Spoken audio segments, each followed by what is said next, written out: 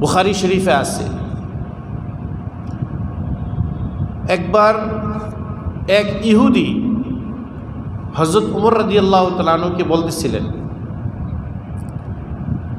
যে তোমাদের একটা দিন এমন আছে, ওই দিনটা যদি আমরা পেতাম তাহলে ওই দিনটাকে আমরা আনন্দের সবচেয়ে বড় উৎসব বানাইতাম।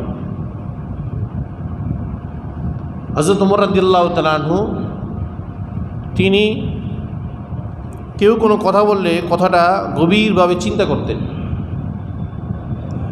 ওমর রাদিয়াল্লাহু তাআলা আনহু ওই ইহুদি পণ্ডিত, ইহুদি আলিমকে জিজ্ঞাসা করলেন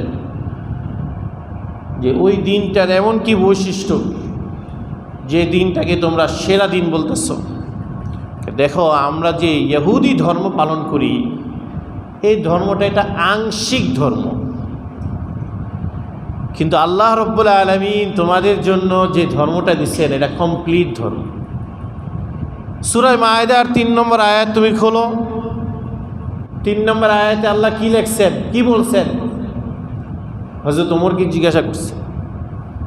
চিন্তা করে দেখুন, সেই যুগ আর এই যুগ, সেই যুগের ইহুদিরা পর্যন্ত কোরআনের কোন জায়গায় কি আছে এটা তারা গবেষণা করে জানতে পারতেন, আর এই যুগের মুসলমানেরা কোরআন শরীফ ১ পৃষ্ঠা সহি করে পড়নেওয়ালা মুসলমান কতজন আছে?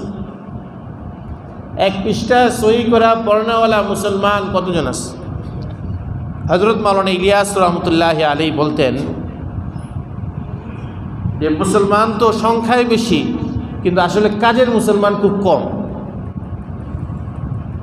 অকাতরে নিজের পয়সা, নিজের পকেটের থেকে পয়সা ইসলামের জন্য দান করতে পারবে, নিজের অঢেল সম্পত্তি ইসলামের জন্য সে ব্যয় করতে পারবে। এই কেরানীগঞ্জে এমনও মসজিদ আছে যে মসজিদে একজন দান করছে, অনেক সুন্দর মসজিদ, নিজের পকেটের টাকা, একজনের থেকেও টাকা নেই, নিজের পয়সা দিয়ে সে বড় বড় মাদ্রাসা প্রতিষ্ঠান করতে পারে,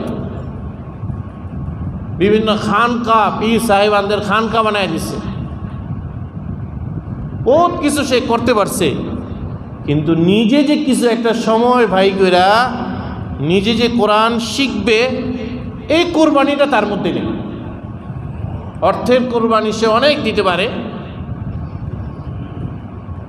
কিন্তু নিজে যে একটু নিজেকে কোরবান করা, নিজেকে একটু ব্যয় করা, কোরআন শিখার জন্য তাকে একটু সময় দেওয়া, এই সময়টা তার নাই।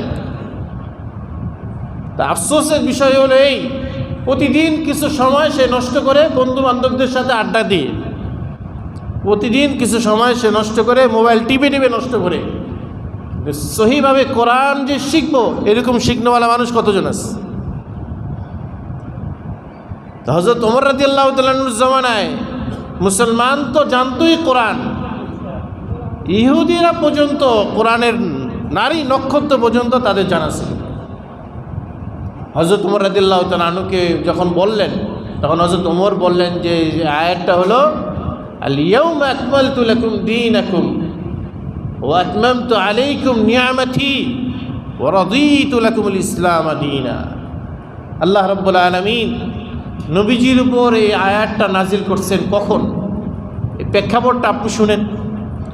নবীজির জীবনের শেষ মুহূর্তে তিনি যখন বিদায় হজ করার জন্য ১৬ লক্ষ সাহাবায়ে কেরামকে নিয়ে মক্কায়, মিনায়, আরাফায়, মুজদালিফায় তিনি যখন হাঁটছেন, এই হজের সিজনে তিনি হজ করতেছেন, ঠিক ৯ জিলহজ আরাফার দিন, আরাফার মাঠে, ময়দানে আরাফার মধ্যে আসরের নামাজের পরে নবীজি জাবালে রহমতের পাশে আজহা নামক তার একটা উটনি ছিল, উট, এই উটির উপর নবীজি যখন সোয়ার হওয়া, যখন নবীজি সাহাবায়ে কেরামকে গাইড দিচ্ছেন, এই হজ সম্পর্কে দিক নির্দেশনা দিচ্ছেন, তখন এই হযরত জিবরাইল আমিন নবীজির উপরে আয়াত নিয়ে আসছেন, আল ইয়াউমা আকমালতু লাকুম দীনাকুম, আজ আমি ইসলামকে তোমাদের জন্য কমপ্লিট ধর্ম হিসাবে আমি নির্বাচন করে দিলাম।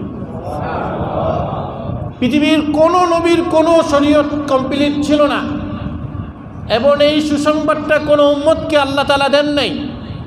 কোনো নবীর উপরে এরকম কোনো আয়াতও নাজিল হয়নি। একমাত্র ইসলাম যে কমপ্লিট ধর্ম, এটা নবীজি তার ইন্তেকালের আগে বিদায় হজের সেই আরাফার মুহূর্তে চিন্তা করুন, তখন সাহাবাই কেরামের মধ্যে কি আনন্দের হিল্লোল বইতেছিল। সাহাবাই কেরাম তাদের মধ্যে কি একটা প্রশান্তি বিরাজমান ছিল। তখন নবীজির উপরে ইসলাম ধর্মকে কমপ্লিট ঘোষণা করছে। আপনি গবেষণা করে দেখবেন, আলেমকে জিজ্ঞাসা করে দেখবেন, নিজে পড়ালেখা জানলে কিছু গবেষণা করবেন, দেখবেন পৃথিবীতে মানুষের যতগুলো সাইট আছে সব সাইট সম্পর্কে ইসলামের দিক নির্দেশনা আছে। একেবারে মানুষের মৃত্যু পর্যন্ত না, বরং মৃত্যুর পরে ওই মানুষটাকে কিভাবে গোসল দিতে হবে, কিভাবে তাকে কাফন পরাইতে হবে, কিভাবে তার জন্য গর্ত খুঁড়তে হবে, কিভাবে তাকে দাফন দিতে হবে, এমনকি তার রেখে যাওয়া সম্পদগুলো কিভাবে বন্টন করতে হবে, তার ঋণগুলো কি প্রসেসিংয়ে পরিশোধ করতে হবে, তার ওসিয়তগুলো কতটুক কার্যকর করতে হবে, এক কথায় মানুষের জীবন মরণের সব বিষয় সম্পর্কে কমপ্লিট ধারণা যদি কোনো ধর্ম দিয়ে থাকে, একমাত্র দ্বীন ইসলামের মধ্যে আল্লাহ তাআলা দিয়ে দিয়েছে। আল্লাহ রাব্বুল আলামিন বলেন, ওয়া আতমামতু আলাইকুম নিয়ামতি, আমি তোমাদের উপর আমার নিয়ামতকে পরিপূর্ণ করলাম। নিয়ামতকে পরিপূর্ণ করার অর্থ কি?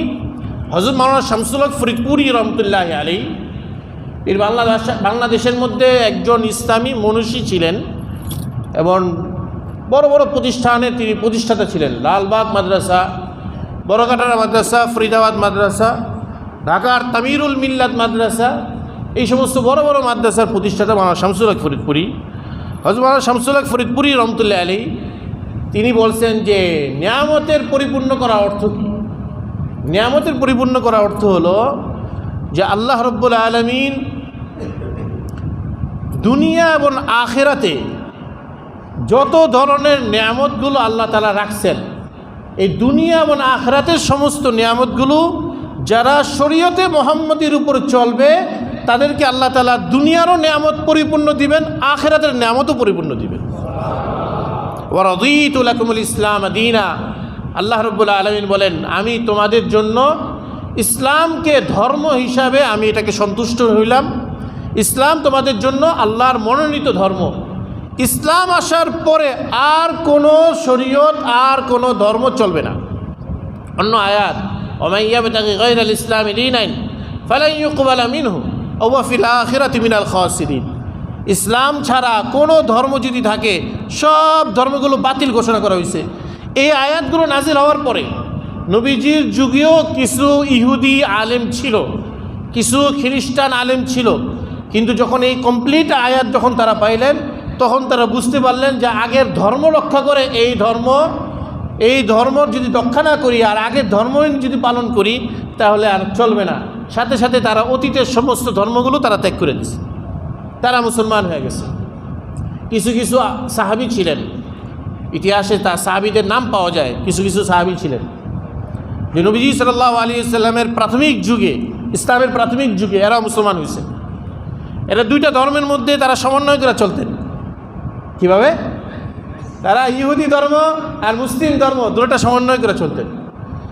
ইসলাম ধর্মের মধ্যে শুয়োরের গোশত খাওয়া হারাম, তারা এটা খাইতেন না।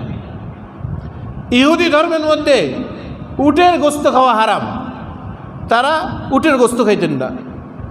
এরা দুই ধর্মের মধ্যে সমন্বয় করতেন। ওদিকে উটের গোশত খাইতেন না, সাহাবায়ে কেরাম দিদার সে উটের গোশত খাইতেন। নবী করিম সাল্লাল্লাহু আলাইহি ওয়াসাল্লাম উটের গোশত খাইতেন। উটের গোশত খাওয়া ইসলামী শরীয়তে হালাল, কিন্তু তারা খাইতেন না। তারা উটের গোশত খাইতেন না, ইহুদি ধর্মের মূলনীতি তারা ঠিক রাখছে। আবার শুয়োরের গোশত খাইতেন না, ইসলাম ধর্মের মূলনীতি তারা ঠিক রাখছে। দোনো ধর্মের মূলনীতি তারা ঠিক রাখছে। যখন এই আয়াতগুলো নাজিল হয় তখন তারা অবলীলায় বুঝতে পারছেন ইসলামকে আল্লাহ তাআলা ওয়া রাদিতু লাকুমুল ইসলাম দীনা ধর্ম হিসাবে আল্লাহর কাছে মনোনীত ধর্ম ইসলাম। সুতরাং ইসলাম ধর্ম অনুযায়ী তারা উটের গোশত পরবর্তীতে খাওয়া শুরু করে দিলেন। ওই ইহুদি ধর্মের সমস্ত জিনিস বাদ করে দিলেন, কারণ এটা যে অকেজো হয়ে গেছে, ওটা যে ডেট ফেল হয়ে গেছে, ওটা যে বাতিল বলে ঘোষণা করা হয়েছে, এই জন্য ওই ধর্মগুলো তারা ছেড়ে দিলেন।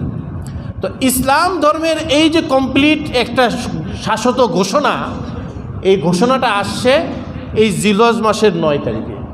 এই জন্য ইহুদি আলেম হযরত ওমরকে বলছিলেন যে এই একটা আয়াতকে যদি গবেষণা করো আর এই একটা আয়াতকে যদি সামনে রাখো, তাহলে এই আয়াতকে কেন্দ্র করে একটা উৎসবের দিন বানানো যায়। শুধু এই আয়াতটাকে কেন্দ্র করে উৎসবের দিন বানানো যায়।